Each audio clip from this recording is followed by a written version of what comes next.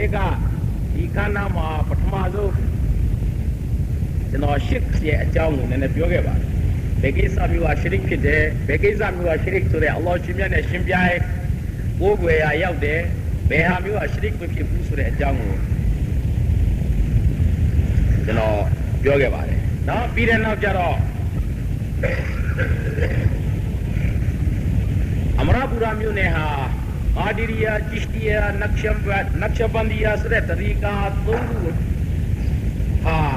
Amrapura Muneha, Eritrika, Tungu, but Tamazo, Sati, Yashide, Bumina Lampibare. Amrapura Muneha, Zali,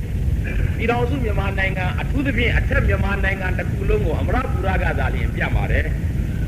Idrika, Qadiria, Chishtia, Nakshabandia, Islam Naroye, Mahavipadana, the Lanzi Jireha, Acha Munega, Achatanga Labi, Amrapura Gupana, the Moho, Amrapura Gazali, and Piavi. Geneti,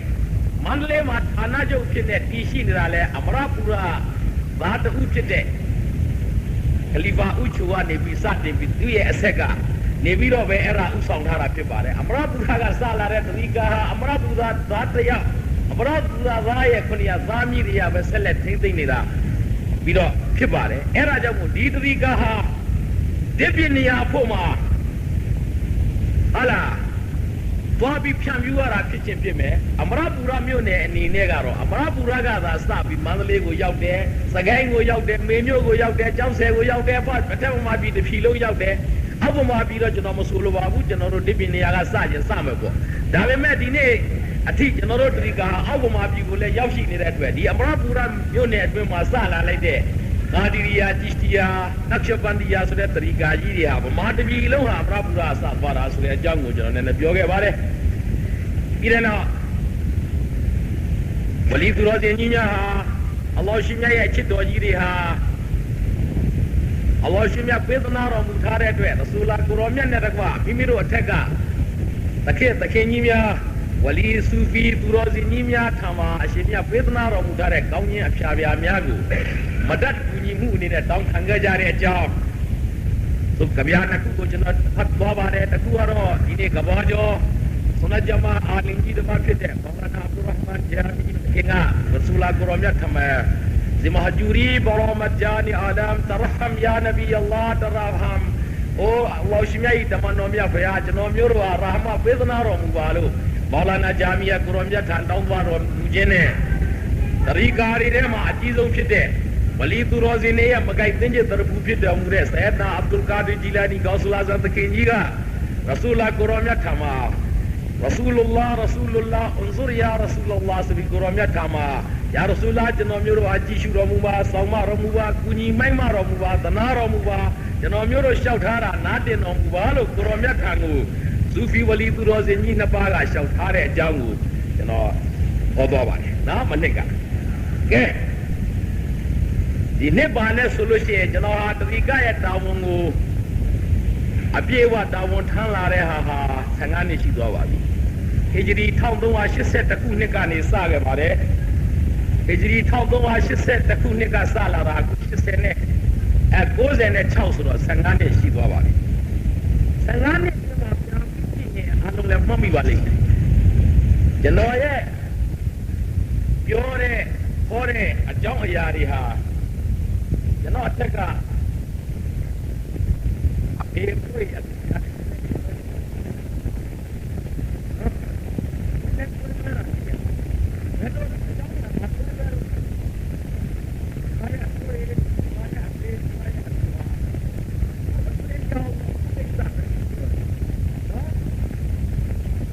Punya, atau kita ni, ilmu. Oh masuk jawab. Kau lazam terkini jauh tu je. Kau lazam terkini jauh tu jauh. Tapi macam mana jika ada serangan itu yang kami balik. Jangan ya terikana pasti. Sambil look kain ni ragu. Di sanjit kirana. Daga basri fit dah, kufur fit dah, beda fit dah. Sudah kisah itu. Jangan biang biro. Kau mereka lugu, jangan lugu lah. Dari lo mau jodoh dari kamar dia pada ada beta mau budak sedikit mau busu biro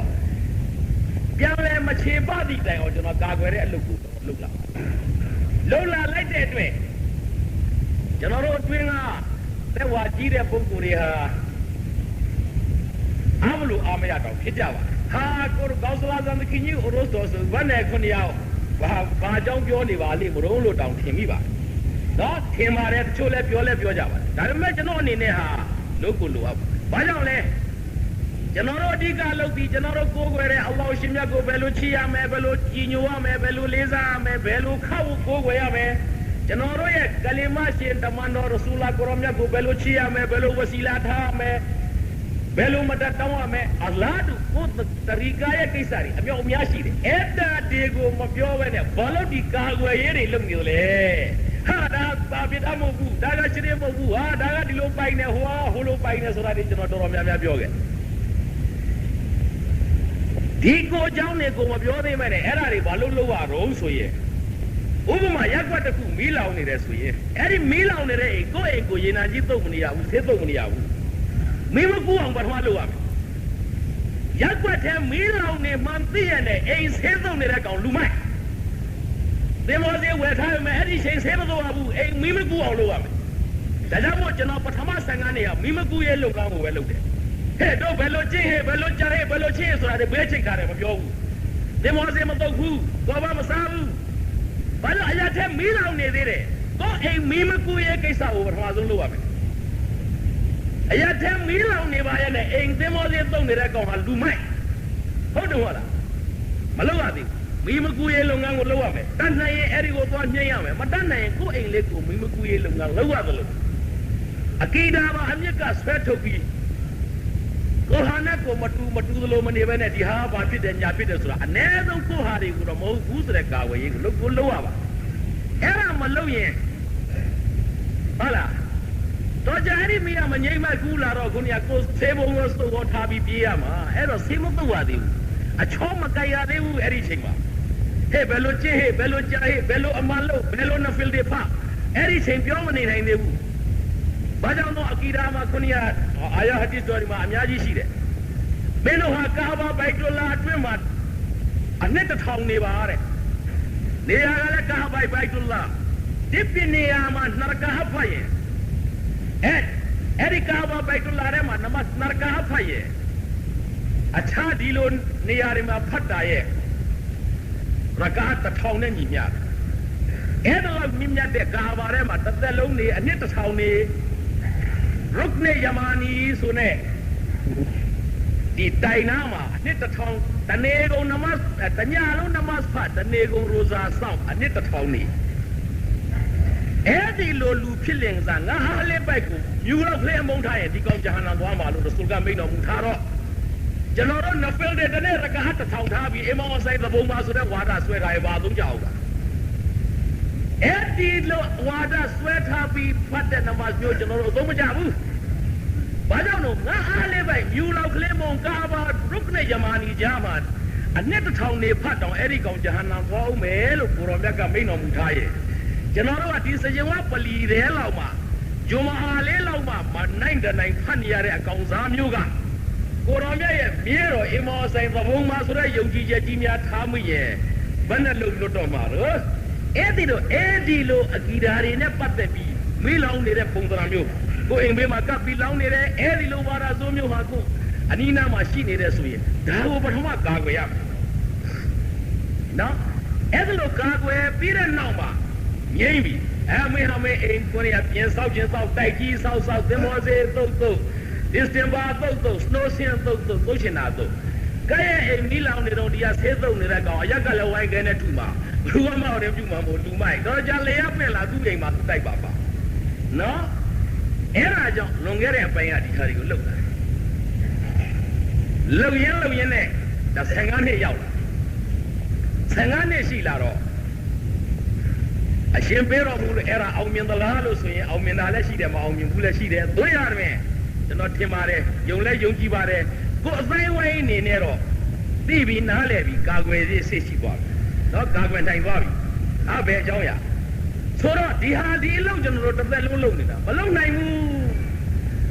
ဒီအလုပ်ကိုတစ်သက်လုံးမလုပ်နိုင်ဘူးဟုတ်တယ်မဟုတ်လားဒီပြင်ကျွန်တော်တို့မှာအလုပ်တွေအများကြီးရှိတယ် နောက်တစ်ကြောင်းကခန္ဓာကြံကြီးလို့ခေါ်တဲ့ဒါဘယ်ဘာသာမှတော့မကင်းပါဘူးဘာသာတိုင်းသာသနာတိုင်းမှာခံယူချက်ကွဲပြားမှုရှိကြတာပါပဲနော်တယောက်နဲ့တယောက်ဘာသာလူချင်းမတူဘူးဆိုတာတော့ရှိကြတာရှိကြပင်ရှိကြလင်ကစားကျွန်တော်တို့အနေနဲ့ကြာတော့အခြားဘာသာကိုရှက်လာရက်တဲ့ခိုင်းရဲ့မရက်တဲ့ခိုင်းရဲ့ထိုင်တဲ့ခိုင်းရဲ့ထတဲ့ခိုင်းရဲ့တီးတဲ့ခိုင်းရဲ့မတီးတဲ့ခိုင်းရဲ့နော်ဟာလက်ခံတဲ့ခိုင်းရဲ့လက်မခံတဲ့ခိုင်းရဲ့ဘာတရားဝဲရှေ့ထားတဲ့ခိုင်းရဲ့မခါတဲ့ခိုင်းကြာတော့အနာကနေတဲ့ဘာသာကွဲတွေကိုကြာတော့ရှက်လာအဲ့တော့သိပြီးတော့ပြောရတာလည်းမကောင်းပြောလည်းပြောပြီးပြီအများကြီးပြောပြီးတော့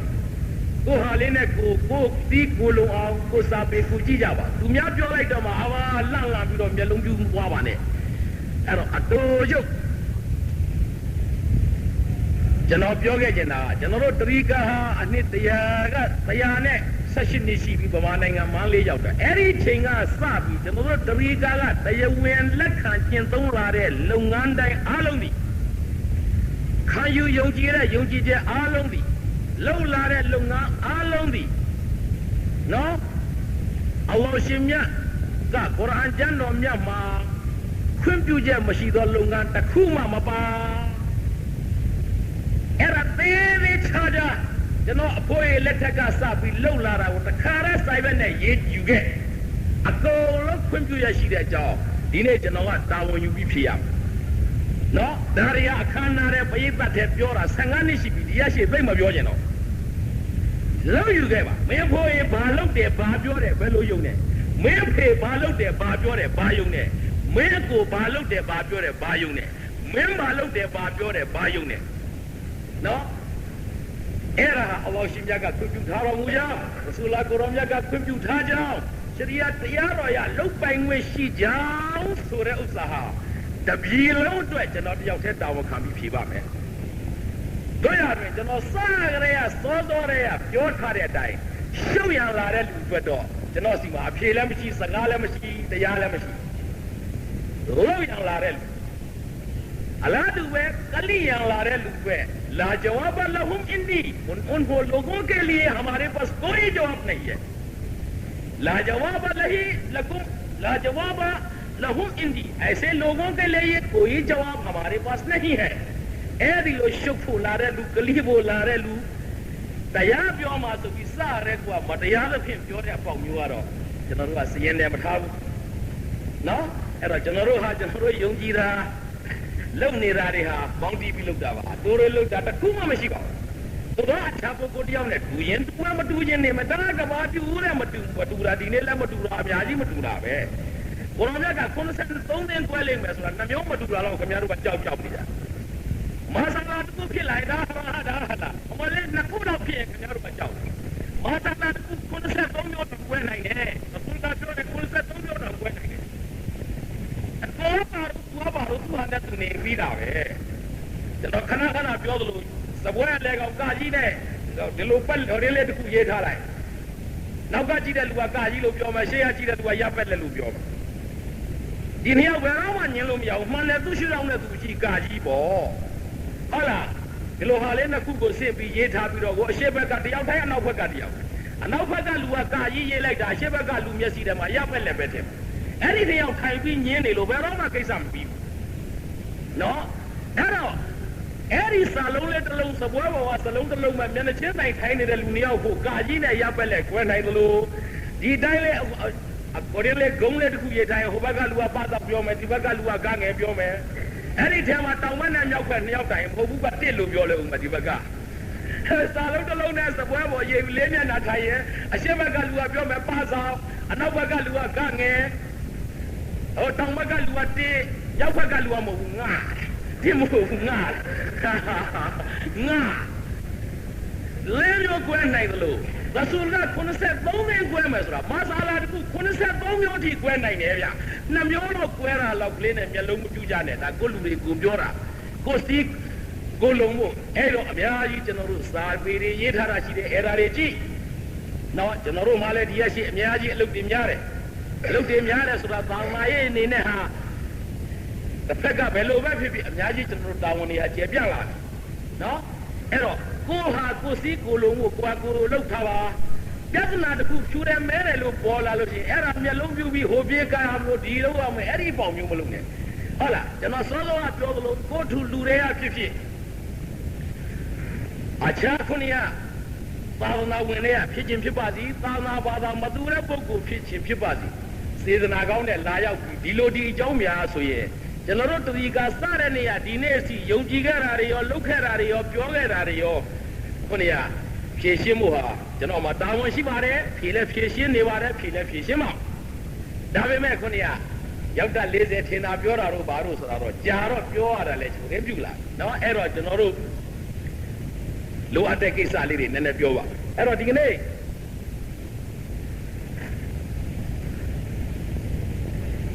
ဘာသာပြောမလို့ဆိုတော့လူမျိုးရဲ့ပြဿနာကိုနည်းနည်းပြောခြင်းကဘာမှာလူမျိုးတရားတစ်ပါးရှိတယ်လို့ဗမာရှင်းပညာရှိများဆိုပါတယ်အဲ့ဒီလူမျိုးတရားတစ်ပါးဆိုတာကျွန်တော်ထင်ပါတယ်အိန္ဒိယပြည်နဲ့ဒီရှမ်းပြည်ဗမာဒီတဝက်တစ်ခွက်ကလေးလောက်ပဲဆိုလိုတာနဲ့တူပါတယ်လူမျိုးဟာကဘာမှာမရေတွက်နိုင်ပါဘူးအများကြီးရှိပါတယ်ဘယ်လောက်များလဲဆိုရင်စကားပြောတဲ့ဘာသာစကားဟာအိန္ဒိယပြည်ထဲတွင်1000ရှိပါတယ်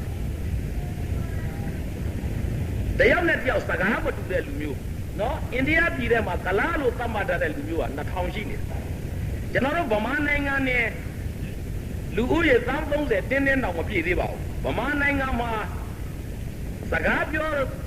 မတူတဲ့လူမျိုးပေါ့ဒါတိုင်းရင်းသားတရုတ်တွေမပါဘူးကလားတွေမပါဘူးဟုတ်လားဥရောပတိုက်သားတွေမပါဘူးဗမာတိုင်းရင်းသားရှမ်းကရင်ကချင်ချင်းမွန်ဆိုတဲ့အဲ့ဒီဗမာတိုင်းရင်းသားတွေရတယ်စကားပြောမတူတဲ့တိုင်းရင်းသားဟာ159မျိုးရှိတယ်ဒါဗမာပြည်သားတိုင်းရင်းသားဆိုတော့ကမ္ဘာမှာလူမျိုးတွေဟာမမှန်းဆနိုင်တော့အများကြီးရှိတယ်ပေါင်းချီပြီးရှိနိုင်လူမျိုးတွေအဲ့ဒါကလူမျိုးဆိုတာကလူတယောက်အတွက်လူမျိုးပြီးတစ်သက်လျင်တစ်ခါသာလျင်ဖြစ်တယ်အဲ့ဒါဇာတိလူမျိုးဟာဘယ်တော့မှဖြစ်လို့မရဘူးဒီနေ့လူတယောက်ဒီလူလောကမှာဗမာလူမျိုးအနေနဲ့မွေးလိုက်လို့ရှိရင်ဒီလူဟာရှမ်းလို့ချင်လို့လည်းမရဘူးကလားဖြစ်ချင်လို့လည်းမရဘူးအမေရိကန်ဖြစ်ချင်လို့လည်းမရဘူးတရုတ်ဖြစ်ချင်လို့လည်းမရတော့ဗမာပဲနော်ကျွန်တော်တို့အစ္စလာမ်ဘာသာတော့ဒီလူလောကမှာတစ်ကြိမ်သာလာရတာဖြစ်တဲ့အတွက်နောက်တစ်ကြိမ်ပြန်လာဖို့မရှိတဲ့အတွက်နောက်ထပ်တစ်ကြိမ်လဲကျွန်တော်တို့ဗမာတယောက်ဟာကလားလည်းမဖြစ်နိုင်ဘူးတရုတ်လည်းမဖြစ်နိုင်ဘူးခုနကဘဝကူးသေးတယ်နောက်ထပ်ပြန်ဖြစ်သေးတယ်လို့အယူဆရှိတဲ့ဗုဒ္ဓဘာသာအနေနဲ့ဆိုရင်တော့နောက်ဘဝဆိုရင်တော့လူများပြန်ဖြစ်ရင်တရုတ်ဖြစ်ခြင်းဖြစ်မယ်အမေရိကန်ဖြစ်ခြင်းဖြစ်မယ်ကလားဖြစ်ခြင်းဖြစ်မယ်ဂျပန်ဖြစ်ခြင်းဖြစ်မယ်တို့တော့လည်းဒီတဘဝမှာတော့ဒီဗမာပဲကျွန်တော်တို့ကတော့လီလူပြည်ကိုတစ်ခေါက်ပဲလာရတာနောက်တစ်ခေါက်မလာရဘူးတစ်ချိန်ပဲနော်ကျွန်တော်တို့အစ္စလာမ်ဘာသာရဲ့ခံယူချက်ကပြန်ပြီးဝင်စားတယ်နောက်ထပ်ပြန်လှည့်တယ်ဆိုတဲ့အယူဆကျွန်တော်တို့ကလက်မခံဘူးဆိုတော့ကျွန်တော်တို့အစ္စလာမ်ဘာသာအနေနဲ့ဟာတစ်ချိန်ပဲအဲ့တော့ဗမာရဲ့လို့ဖြစ်ထားတဲ့လူပြောက်ဟာကလားဖြစ်ခြင်းလို့လည်းမဖြစ်တရုတ်ဖြစ်ခြင်းလို့လည်းမဖြစ်အမေရိကန်ဖြစ်ခြင်းလို့လည်းမဖြစ်အဲ့တော့လူမျိုးကပေါင်းချီပြီးရှိတယ်ဒီနေ့လက်ခံယုံကြည်ကိုးကွယ်တဲ့သာသနာကဘာကိုပြနေတာကအဟုတ်ပြနေဆိုတာကတော့လူမျိုးသီးသီးရဲ့လက်ခံတာက3ခုတည်းပဲရှိပါတယ်နော်ဒါပေမဲ့ကိုယ်လူမျိုးနဲ့ကိုယ်ဘာသာဝင်ပြန့်သွားတဲ့ဟာကတစ်ခုရှိပါတယ်နော်နောက်တစ်ခုကတော့ကဘာတော့မပြန့်ဘူးသူ့နေရာလေးနဲ့သူမှာဘာသာတရားအနေနဲ့တည်ရှိတာတစ်ခုရှိပါတယ်ကဘာလူမျိုးပေါင်းစုံကလက်ခံတဲ့သာသနာ3ခုကတော့ဗုဒ္ဓဘာသာရဲ့ခရစ်ယာန်သာသနာရဲ့အစ္စလာမ်သာသနာရဲ့ဖြစ်ပါတယ်အဲ့ဒါကလူမျိုးတိုင်းမှာရှိပါတယ်တတိယဒီနေ့ကဘာမှာသာသနာလို့ခေါ်နိုင်လောက်တဲ့ဟာ5ခုရှိတယ်အဲ့ဒီ5ခုတည်းက3ခုကတော့ကဘာလူမျိုးသီးသီးကလက်ခံတယ်ကျန်တစ်ခုကတော့အပြင်လူမျိုးကတော့လက်မခံဘူးဒါပေမဲ့သူ့လူမျိုးကများလွန်းတဲ့အတွက်နေရာတိုင်းနိုင်ငံတိုင်းမှာဒီသာသနာဝင်တဲ့ဒီလူမျိုးရှိအဲ့ဒါပါလေအဲ့ဒါဟိန္ဒူသာသနာကတော့ဒီပြင်လူမျိုးကတော့သူထဲဝင်လို့ကိုမရလို့အတွက်ခொနည်းမရှိဘူးသို့တော့သူတို့လူဦးရေကများလွန်းတဲ့အတွက်နိုင်ငံတိုင်းလိုမှာဒီသာသနာဝင်တဲ့ဒီလူမျိုးတွေရှိနောက်တစ်ခုကကြတော့ကို ယဟူဒီသာသနာသူကတော့ကမ္ဘာနေရာနှံပြမှာမပြတ်နိုင်ပေမဲ့သူဟာလေးနဲ့သူရောပတိုက်ခဲ့အခုဣသရေလနိုင်ငံဆိုတဲ့စီမှာရှိတယ်အဲ့တော့ဘာသာကသာသနာက9ခုပဲရှိလူမျိုးကပေါင်းချီပြီးရှိဆိုတော့သာသနာနဲ့လူမျိုးဟာဘယ်လိုမှမျှလို့မရအဲ့ဒါကြောင့်လူမျိုးဆိုတာကဘာနဲ့တူသလို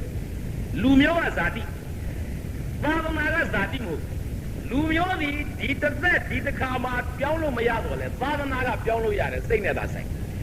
ဒီနေ့ခရစ်ယာန်တရားဟာတစ်ဖက်ကဗုဒ္ဓဘာသာဖြစ်နိုင်လို့တစ်ဖက်ကမွတ်စလင်ဖြစ်နိုင်တယ်သာသနာဆိုတဲ့ဥစ္စာကကိုယ်သင်္ချိုင်းအတွင်းမှာဘယ်ဟာယုံကြည်ရင်ဖြင့်ငါ့ကိုလွတ်ငြိမ်းချမ်းသာခွင့်ရမယ်ဘယ်လိုဟာကိုလက်ခံရင်ဖြင့်ငါအကျိုးရှိလိမ့်မယ်လို့မိမိတကိုယ်ရည်တကားရသင်္ချိုင်းနဲ့သွားနေတဲ့ချိန်ကောင်းစားရင်မိမိဟာနဲ့မိမိလွတ်လပ်လပ်ကိုယုံကြည်မှုလူမျိုးဆိုတာကမွေးရဲပါလာတာပြောင်းလဲလို့မရဘူးသို့တော့ကျွန်တော်ဒီစကားပြောနေတာကဒီကနေ့ကျွန်တော်တို့ဗမာနိုင်ငံမှာတော့ဘာဖြစ်နေသလဲလို့ဆိုတော့လူမျိုးရဲ့သာသနာရဲ့နိုင်ငံသားရဲ့ဒီသုံးခုကအခုတည်းကမကွဲသေးဘူးထွေးလုံးရဘက်ကရှိတာဟာကျွန်တော်တို့အပြစ်လက်ပါတယ်အခြားသူတွေအပြစ်လက်ပါသလိုတစ်ချိန်ကကျွန်တော်တို့ကိုအုပ်ချုပ်သွားတဲ့လူမျိုးကြားအစိုးရဖြစ်တဲ့အင်္ဂလိပ်အစိုးရရဲ့လုပ်သွားတဲ့လက်ချက်လက်ပါတယ်နော်ဒီနေ့ကြတော့အစ္စလာမ်သာသနာလက်ခံလိုက်လို့ရှိရင်တခါတည်းအလိုလိုကလားဖြစ်သွားတာပြောတဲ့လူကလည်းပြုတ်တယ်ကျုပ်တို့ကလားစာတင်တယ်လို့ပြောတယ်ဘေးကအစ္စလာမ်သာသနာဝင်မဟုတ်တဲ့ဗုဒ္ဓဘာသာကလည်းကလားလို့ပဲပြောတယ်နော်အဲ့ဒီလိုခုနှစ်ကဗမာနိုင်ငံမှာဖြစ်လာတော့ဟောပြစရာအကြောင်းလေးတွေတော့ရှိတယ်ပေါ့ပြီးတော့ကျွန်တော်တခုချင်းရှင်းပြပါအဲ့တော့အစ္စလာမ်ဆိုတာကသာသနာခုနှစ်ကပြောတဲ့ကမ္ဘာသာသနာ9ခုဆိုတဲ့ထဲကသာသနာတစ်ခုဗမာဆိုတာကလူမျိုးနဲ့သာသနာနဲ့တခြားစီကလားဆိုတာကကမ္ဘာမှာရှိကုန်မရှိတဲ့လူမျိုးကလားဆိုတာဘယ်နိုင်ငံနှုံးဘာလို့ဆိုပြောလို့ကိုမရဘူးကလားဟာကမ္ဘာမှာမရှိတဲ့လူမျိုးရှေးခေတ်တုန်းကဗမာနိုင်ငံကိုသူများနိုင်ငံကရောက်လာကျွန်တော်တို့လူတွေကလည်းပြောတယ်ဒါကလားနာမယ်လို့ပဲပြောတယ်အာရဗီဇာတင်တာကိုလည်းကလားသာတင်တယ်လို့ပဲပြောတယ်အဲ့တော့ဘေးကလည်းဒီလိုထင်တာပေါ့အဲ့ဒီအကြောင်းလေးကိုခုနေကအမတန်ကဘာမှာကဘာမြက်ခုံးမွေးကိုဈဉ္ညာလျှောက်နေတဲ့အင်္ဂလိပ်အစိုးရကဒီနေ့အထိနိုင်ငံရေးဆိုတဲ့ policy မှာအားလုံးကခေါင်းပေါ်ရွက်ထားတယ်ဒီနေ့အချိန်ဒီအင်္ဂလိပ်ဟာအားလုံးရဲ့ကဘာခေါင်းပေါ်မှာရှိသေးတယ်အဲ့တော့တော်တဲ့အင်္ဂလိပ်ဆိုတာဘာလုပ်လိုက်တော့ဟောဒီဗမာလူမျိုးချင်းဗုဒ္ဓဘာသာကိုကိုးကွယ်တဲ့ဗမာလူမျိုးနဲ့အစ္စလာမ်သာသနာကိုးကွယ်တဲ့ဗမာတွေဟာဒီဗမာလူမျိုးအုပ်စုကြီးတစ်ခုတည်းမှာပဲသာသနာမတူယုံမျှလေးနဲ့တယောက်ကိုမရကလားမရဗမာလို့ထင်တဲ့အဲ့ကြောင်းလေးကိုအင်္ဂလိပ်ကတခါတော့ဝင်သတ်ရှုပေးလိုက်တယ်အခါတော့ဝင်သတ်ရှုပေးပြီးတော့ဒီပြဿနာကြီးထွားအောင်လုပ်လိုက်တာဒီနေ့လွတ်လပ်ရေးရလို့28နှစ်ရှိပြီဒီနေ့အထိဗမာမသိသေးဘူးအဲ့ဒါမသိတာဘာဖြစ်တော့ဆိုတာဟာဒီနေ့ကျွန်တော်တို့နိုင်ငံဟာသန်း30ပဲရှိပါသေးတယ်ကျွန်တော်တို့အရှေ့ဘက်ကတရုတ်နိုင်ငံဟာသန်း800ရှိတော့မယ်အနောက်ဘက်ကကလားနိုင်ငံကြီးဟာအိန္ဒိယနိုင်ငံကြီးဟာသန်း900ရှိသန်း900နဲ့သန်း800နိုင်ငံကြီးနှစ်နိုင်ငံကြားရှိတဲ့သန်း30လောက်ဆိုတဲ့နိုင်ငံလေးတွေကကိုလူမျိုးတစိမ့်တေသကိုတို့လူမျိုးမဟုတ်ဘူးဒီကောင်တွေကလားတွေလို့သတ်မှတ်နေရင်ဒီနိုင်ငံရဲ့စီးလုံးရေးဟာသိပြီးတော့အားရစရာမရှိဘူးနည်းနည်းလေးရှိတဲ့တည်းအဲ့ဒီနည်းနည်းလေးတွေကဖက်ထုတ်နေရင်ပဲကောင်းမလဲနော်အဲ့ဒါဟာကသိတဲ့ခါလိုက်တယ်ကျွန်တော်တို့လည်းသိလိုက်တယ်ကျွန်တော်တို့အစ္စလာမ်သာသနာဝင်မဟုတ်တဲ့ပုဂ္ဂိုလ်တွေလည်းသိလိုက်ပါအဲ့တော့ကောင်းပြီလူမျိုးနဲ့သာသနာပဲလို့ကြွားတယ်လူမျိုးဆိုတာဇာတိဒီနေ့ကျွန်းမင်းတမင်ကိုတစ်တော်ကနေပြီးတော့ခါရဲထုတ်ယူခဲ့တယ်စက်ပေါ်တင်ပြီးခွဲလိုက်တယ်ကျွန်းသားတွေဖြစ်လာအဲ့ဒီကျွန်းသားကိုဒီသစ်ပင်လေးကတပိုင်းကိုယူတဲ့ပြီးတော့စပွဲလေးလုပ်လိုက်တယ်စပွဲလုပ်လိုက်တော့ပုံစံလေးတစ်မျိုးဖြစ်သွားပြီမဲ့ဒီကျွန်းသားဟာအင်သားတော့မဖြစ်ဘူးကျွန်းသားစပွဲလို့ပဲဆိုတော့ကျွန်းသားနော်ကလထိုင်လေးလှုပ်လိုက်လို့ကလထိုင်ဆိုတဲ့ပုံစံဖြစ်သွားပြီမဲ့ဒီကျွန်းသားနဲ့လှုပ်ထားတာကျွန်းသားပဲအင်သားမဖြစ်ဘူးထင်းယူသားလည်းမဖြစ်ဘူးကျွန်းဟာကျွန်းပဲအလားတူပဲဒီကျွန်းသားလေးကိုတမန်လေးရိုက်ပြီးရေထဲချစီးလိုက်လို့ရှိရင်လေကျွန်းသားတမန်လိုပဲခေါ်ရတယ်တမန်ဖြစ်သွားတဲ့အတွက်ဒီကျွန်းသားကအင်သားလည်းမဖြစ်ဘူးဘရောင်သားလည်းမဖြစ်ဘူးခொနည်းသိရပြင်းကလေးလည်းမဖြစ်ဘူးသုံးညနဲ့အသုံးဆောင်သုံးအိမ်မှာတိုင်လုံးလိုက်ရင်လည်းကျွန်းသားပဲအဲ့ဒီတိုင်းပဲဗမာလူမျိုးတယောက်ဒီနေ့ဘာမှမကိုးကွယ်ရင်လည်းဗမာပဲ ဗုဒ္ဓဘာအိန္ဒိယပြည်မှာပွင့်တဲ့ခြေတော်မာဂဒတိုင်းလို့ခေါ်ပါတယ်အခုဘီဟာလို့ခေါ်ပါတယ်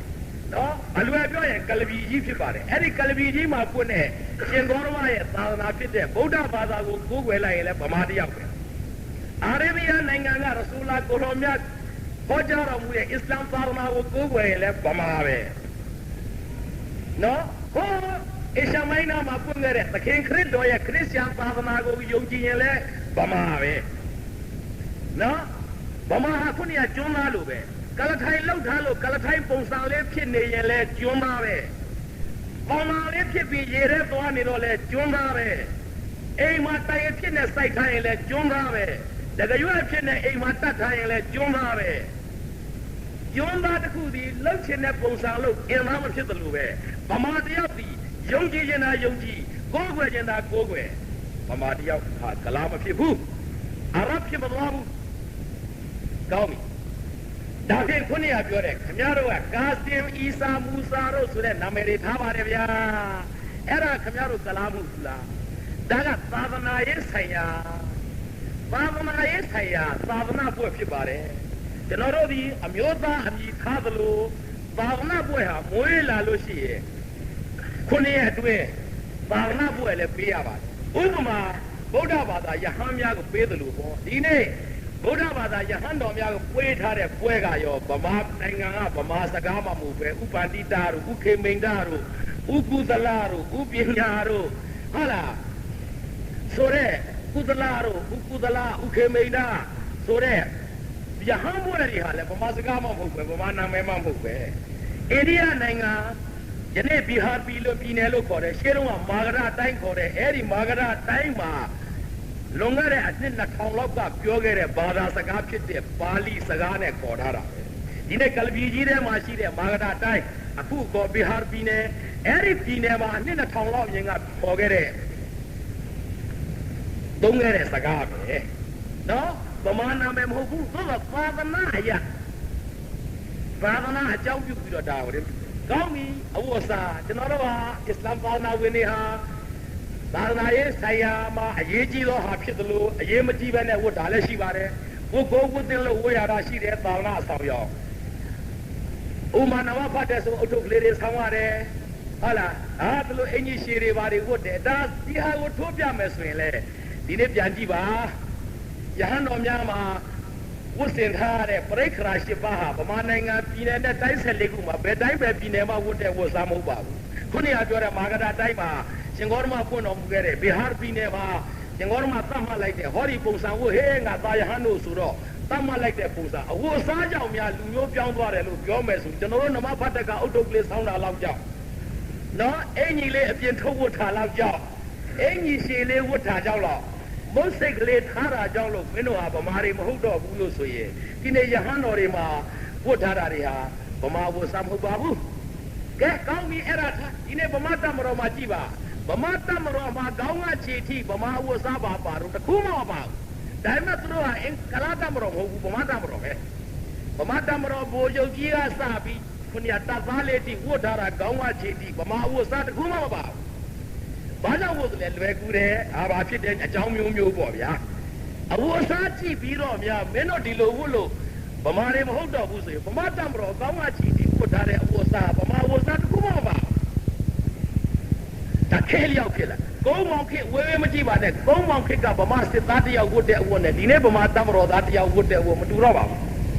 အဲ့တော့အဝတ်စားကိုလည်းလိုက်ပြီးတော့ပြောလို့မရနော်ခုနကပြောလို့ပဲဒါဟာသိထားဖို့အင်မတန်လို့ပဲနော်ကောင်းပြီကကျွန်တော်ကိုကြည့်ဒါဘာလို့ထားတာတော့လှအောင်ဝတ်ထားတာလည်းမဟုတ်ဘူးကျွန်တော်ဟာနိုင်ငံသားတယောက်ကိုအားကြလို့ဝတ်တာလည်းမဟုတ်ဘူးနော်ဘာဝနာရေးဆိုင်ရာမိမိတို့အဆက်အဆက်ဥပ္ပဇေဆရာများရဲ့ပေးအပ်သွားတဲ့တပရုတ်လို့ခေါ်တဲ့မင်္ဂလာရှိသောသိတ္တိမြောက်သောခုနကဝတ်စားစာတွေဥပမာအုတ်ထုပ်ကစပြောမယ်ဆိုရင်ဒီအုတ်ထုပ်ဟာကျွန်တော်ရဲ့ဥပ္ပဇေဆောင်းသွားတဲ့အုတ်ထုပ်ဖြစ်ပါတယ်နော်ဒါကျွန်တော်ကလားတယောက်အားကြပြီးကလားအုတ်ထုပ်ဆောင်းထားတာမဟုတ်ဘူးသာသနာရေးဆိုင်ရာအထွတ်အမြတ်အနေနဲ့သိတ္တိရှိသောမင်္ဂလာရှိသောပစ္စည်းတစ်ခုအနေနဲ့ခေါင်းပေါ်တင်ထားတာပါနော်ဒါဟာကျွန်တော်ဥပ္ပဇေဆောင်းသွားခြင်းဖြစ်တယ်ဒီဟာဆိုလို့ရှိရင်ဒါကျွန်တော်ရဲ့အဖိုးရေနော်အဘာကြီးခြုံသွားတဲ့ဘဝဖြစ်တယ် ဒီအောက်ကဒီဟာကြီးဆိုရင်ကျွန်တော်အဖိုးရဲ့ဥပ္ပစ္စယဆရာဖြစ်တဲ့ဆရာနာရှာလီကိုစိုက်သခင်ကြီးရဲ့ပေါင်းသွားတဲ့ခေါင်းပေါင်းဖြစ်တယ်ဒီအောက်ကဒီအနီပန်းရောင်လေးရဆိုရင်ဟိုအိန္ဒိယနိုင်ငံအဂျမီမှာရှိတဲ့ကျွန်တော်တို့ဂျီစတီယာတရီကာရဲ့ဦးစီးစေဆောင်ကြီးဖြစ်တဲ့ခါဂျာမွိနုဒင်ဂျီစတီသခင်ရဲ့မဇာရဆိုတဲ့ဒရဂါအတွင်းကနေပြီးတော့ရရခဲ့တာချင်းဖြစ်တယ်